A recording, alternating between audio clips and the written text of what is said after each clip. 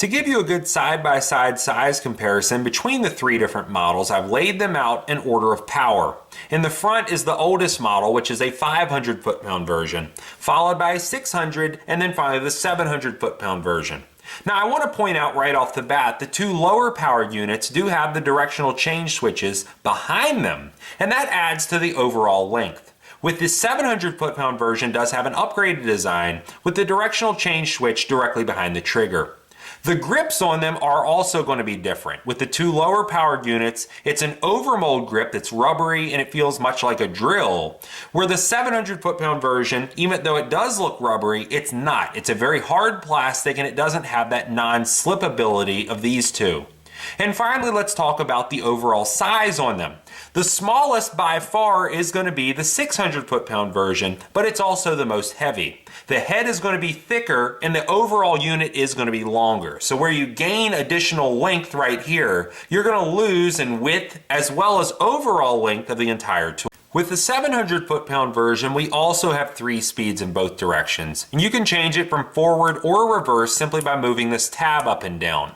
Now this is currently set up for right-handed use. You can take this apart, move that over, and easily set it up for left-handed use. So it's going to work exactly the same way in either direction, but out of the box, this is the way it's going to come.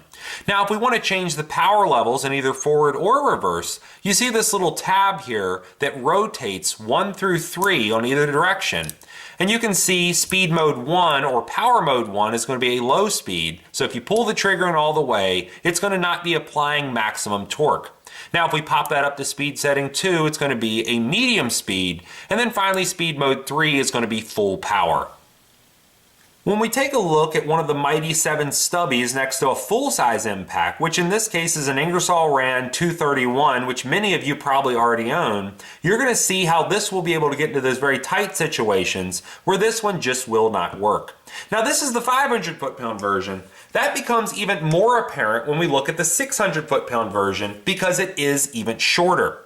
Now this is going to have a little bit of extra weight, but it's not going to weigh nearly as much as a full size. And then for that extra power, we can bump up to the 700 foot-pound model. It's not quite as short, but it's still much smaller than a full-size impact.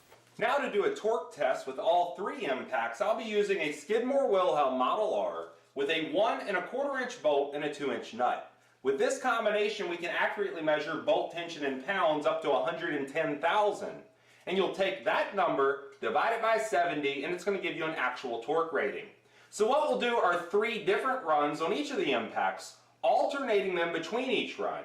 Each one will be a 15-second run time at 90 psi of working pressure. So we'll look for consistent readings. We'll take an average out of the 3 runs, divide it by 70, and that's going to give us our average working torque rating.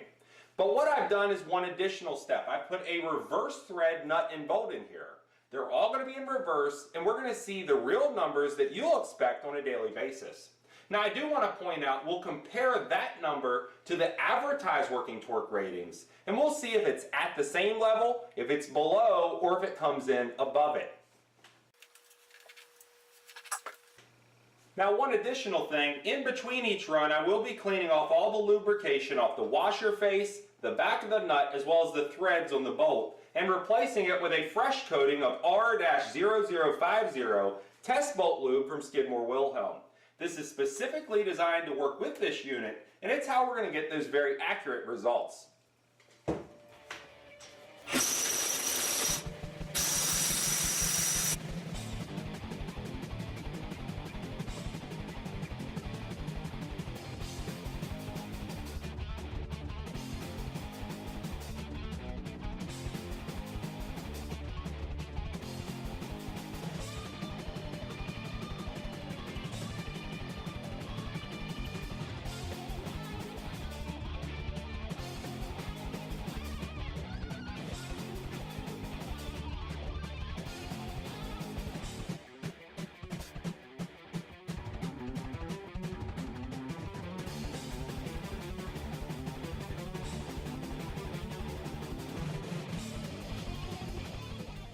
Okay, we got through all the testing and the numbers were very consistent through each run.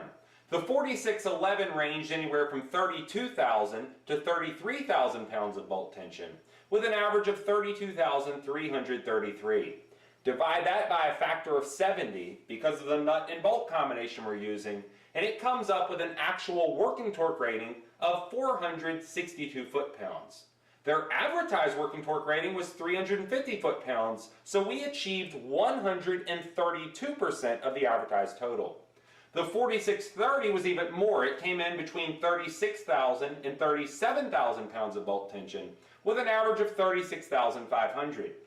Divide that by a factor of 70, we came out with an actual working torque rating of 521 foot-pounds. And compared to their rating of 350 foot-pounds, we achieved 149% of their advertised totals.